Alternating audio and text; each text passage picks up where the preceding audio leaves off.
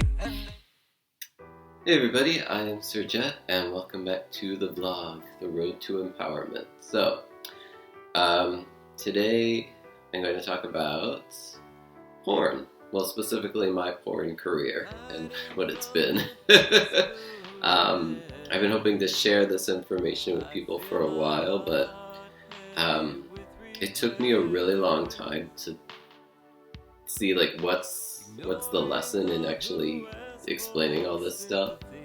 And then it hit me this morning as I was folding laundry. So, it's good to go.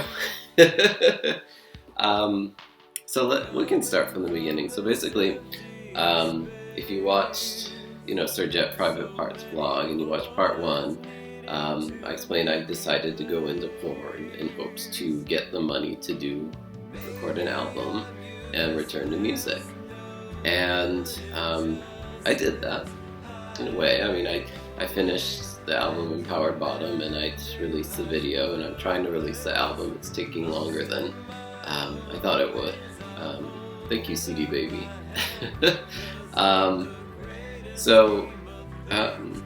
Where am I? So, we started a porn career. First 2 gigs happened like that. I booked my first scene with Next Door, and then I booked the follow-up 3 weeks later with Men, and I had my first 2 scenes, and I was like, damn, this is really fun, I like doing this. And then it was dead. It went dead.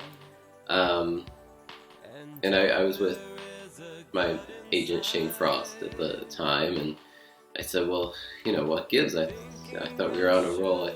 And he said, these things sometimes don't always happen right away, yada, yada, yada.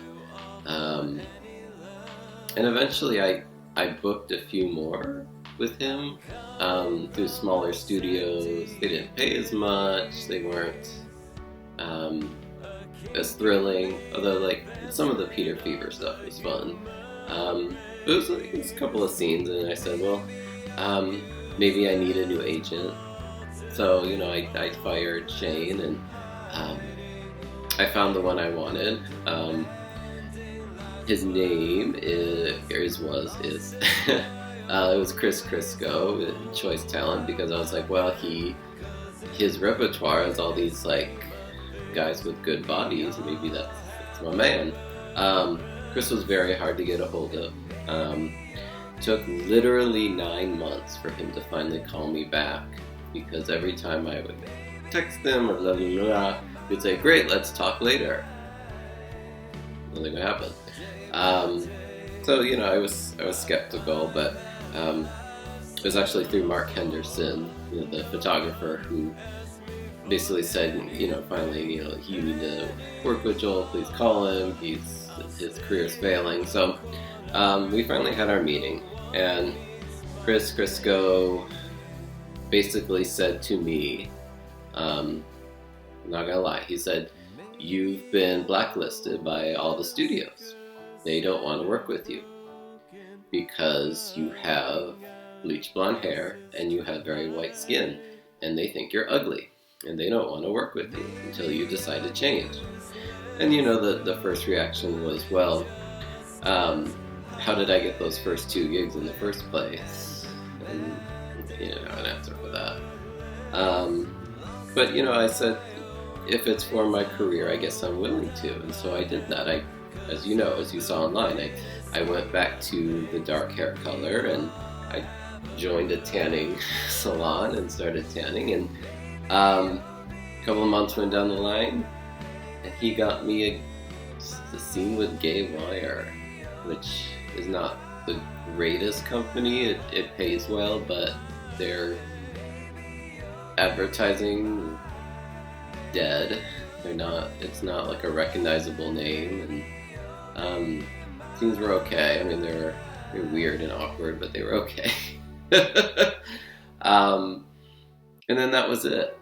And I asked Chris Crisco over and over again, why isn't anybody talking to me? You literally promised me that you would get me stuff with Falcon and Men again, and he didn't have an answer. He just said, oh, they love your look.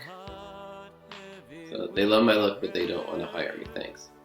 So finally, since it was like a no strings attached contract, I just let Chris go um, back in August 2019. And I thought about it, I said, well, maybe I wasn't sure if he just was not trying or if they hated me. So I decided to experiment, and I hired Shane back, and I kept the dark hair and tan look, and I said, can you do anything with this? Can you help me? He said, I'll give it a go. And we got nothing. Through my own efforts, I did a couple of scenes in Palm Springs that, of course, not high-paying gigs, not big scenes, but not horrible. So I was happy to have those. But in the end, I kind of realized, I've been trying so hard, and this is very reminiscent of me as a singer back in like the 2010 and I would say even like 2005 to 2012, because basically what happened as a singer is I would get the same advice. They'd be like, you don't look this way, you don't look this way, you gotta emulate this singer and that singer, and you gotta change your look again, change your look, change the sound of your voice, change this, change that, change all these things about you. And I would always do them. I would spend research and money and hours, doing these things. And it's like, I'm gonna succeed, I'm gonna give people what they want. And the realization in the end of all this is that no matter what you do to your appearance, if on the inside you're still thinking, I'm a loser and nobody wants me, and that's probably what you're gonna get. And it's a problem I have, and I'm not gonna say I fixed it because I didn't have any kind of paradigm shift in all this process, but I realized it's not about your outside, it's about how you're feeling on the inside. And if you don't feel confident in who you are and that you're something people want, then that's going to be the reaction. People are not going to want you.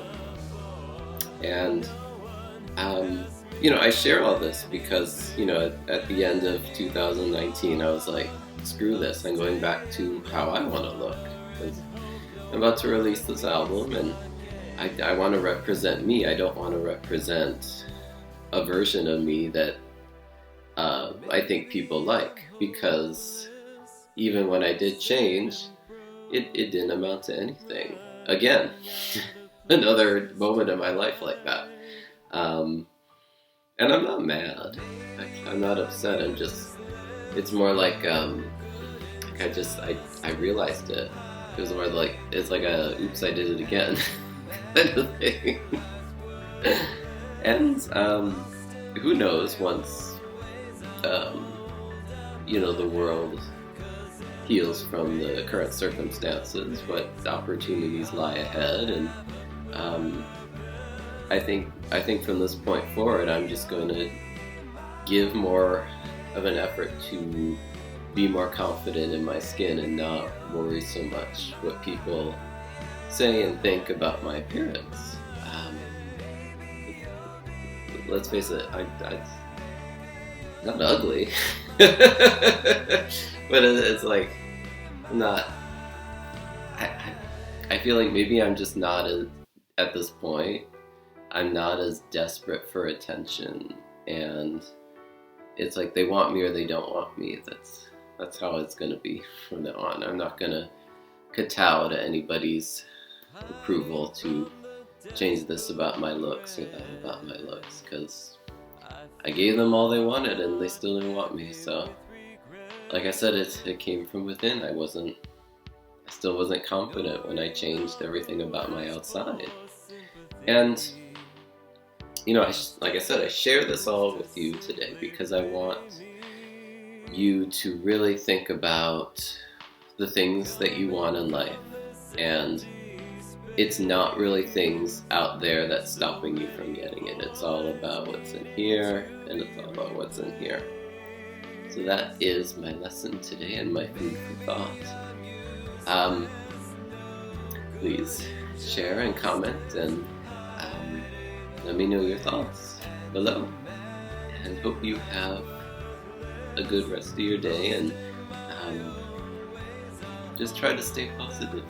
Try to believe that no matter what the circumstances are now, if you can adjust how you feel in here, I think the future you will be in a happier place. In the present you can be happy now. You just gotta want to be happy. So thank you. See you next time.